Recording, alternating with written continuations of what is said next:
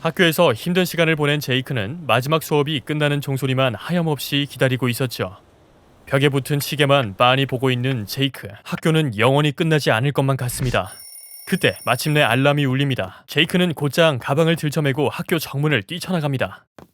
제이크의 머릿속은 집에 가서 자기가 제일 좋아하는 게임 어몽어스를 할 생각으로 가득 차 있었죠.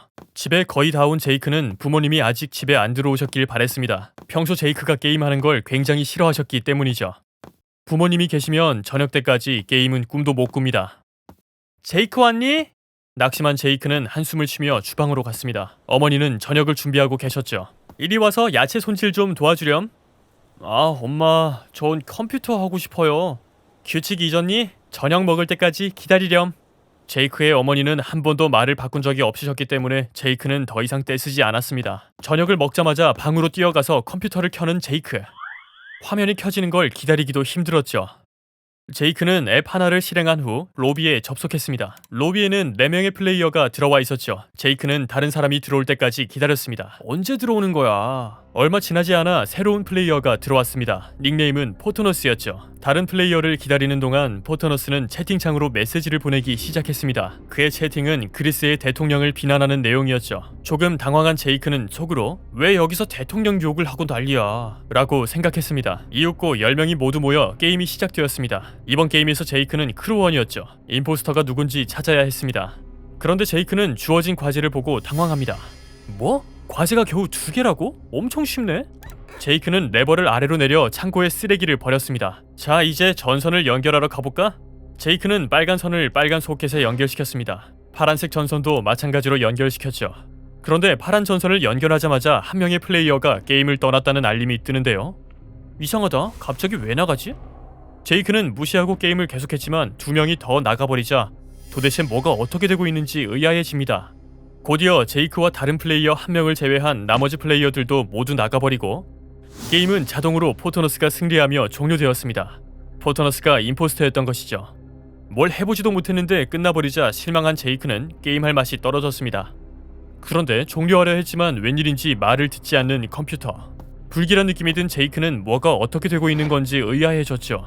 안 되겠다 싶어 부모님과 함께 있으려고 아래층으로 내려가는 제이크. 그러나 1층에 도착한 제이크는 말도 안 되는 광경을 목격합니다. 저기요, 누구신데 저희 집에 계시죠? 제 엄마 아빠는 어디 가셨어요? 여기 있잖니? 아니잖아요. 저희 부모님 어디 계세요? 무슨 짓을 하신 거예요? 제이크는 양손으로 귀를 틀어막고 미친듯이 방 안을 서성이기 시작했죠. 제이크는 뭐가 어떻게 된 건지는 알 수 없어도 이 사람들이 부모님에게 무슨 짓을 했다는 것은 확신하고 있었습니다. 그리고 다음 목표는 자신이라는 것도 알고 있었죠. 제 부모님 어디 있는지 말 안 하시면 경찰 부를 거예요? 그것보다 의사를 모셔오는 게 좋겠구나. 오늘 네가 너무 피곤해서 피해망상 증상을 보이는 것 같아. 제이크의 엄마는 병원에 전화해서 제이크의 증상을 설명했습니다.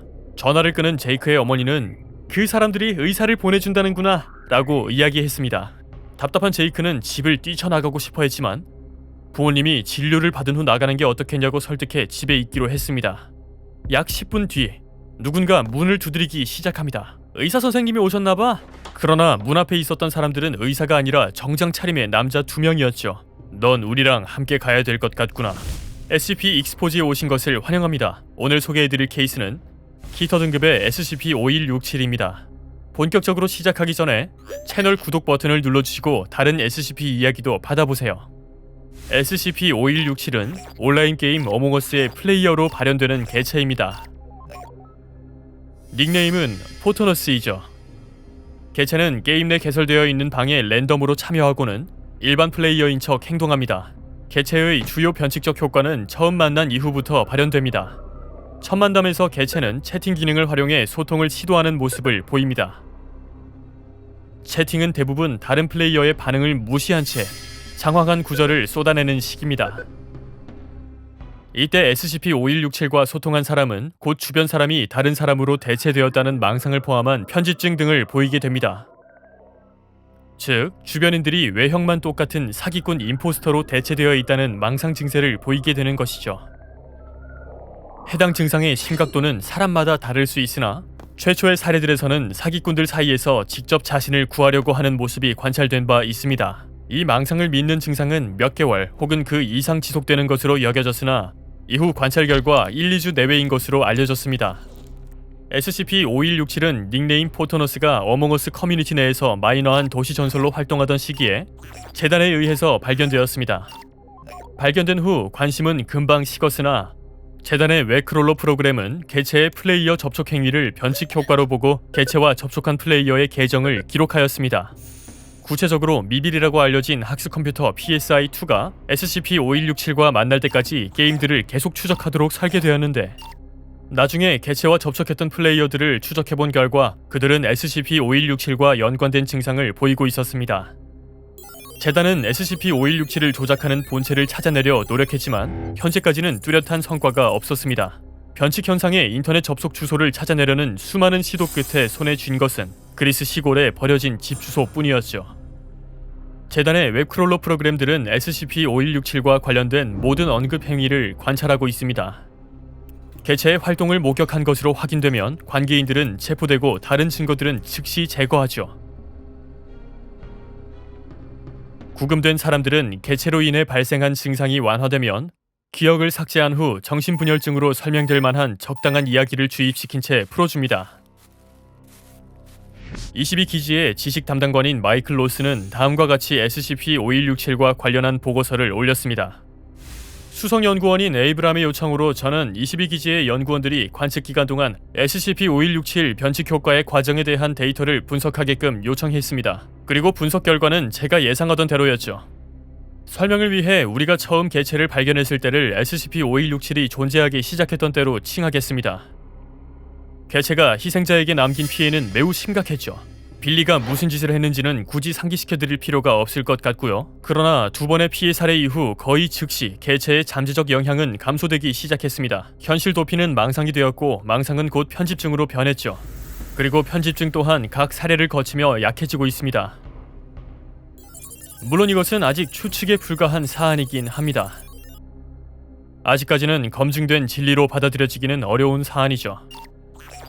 그러나 우리가 현재까지 개체를 관측한 바에 따르면 올해 말에는 SCP-5167의 변칙적 효과가 거의 없는 수준으로 떨어질 것이라 예상됩니다. 개체가 이 게임을 계속하거나 말거나 관계없이 말이죠. 다음은 PSI 학습 컴퓨터가 관측한 SCP-5167의 로그 데이터입니다. 게임 내에서 SCP-5167은 다른 플레이어가 자신을 지적하기 전까지 소통을 시작하지 않고 있었습니다. 빨강, 원자로 미션할 때 어디 있었어? 닉네임 존 알버클이 물었죠. 나? 산이 태초에 시작했을 때 바다의 순결 안에 있었지. 나는 신이 그들 사이를 걸을 때 거기 있었지. 그리고 그 지혜가 일광같이 내리쬐었고 나는 인류가 전설의 능력을 지녔을 때 거기 있었어. SCP-5167이 말했습니다. 지금은 어디냐고? 나는 내가 삶의 맛조차 잊은 채로 있는 걸 발견했지. 존재를 넘어 삶의 대단히 개념적인 하루하루를 살아가는 그렇게 지속되고 있지. 한때는 진실 같았던 말랑한 감정 노름 사이에서 세상이 의미 없이 버려지고 있는 곳. 나는 신도 잊은 곳에 있지. 그들의 뼈들이 시간의 흐름에 따라 세척되는 곳. 인간이 찾아와 자리를 잡은 곳. 내가 위키피디아에 세 줄을 유산으로 남긴 곳에 있어. 내 시간이 다시 돌아오는군. 새로운 내가 될 것 같아. 하지만 이건 아무것도 아니지. 이번엔 죽여줘. 피곤하니까. 긴 침묵이 흐른 뒤 한 플레이어가 입을 열었습니다. 빨강이네. 닉네임 네 엄마였죠. 그래, 빨강한테 투표하자. 게임 이후 참여했던 모든 플레이어들은 추적되었고 재단의 절차대로 처리되었습니다. 이번 SCP 케이스에 대해 어떻게 생각하시나요? 댓글로 남겨주세요.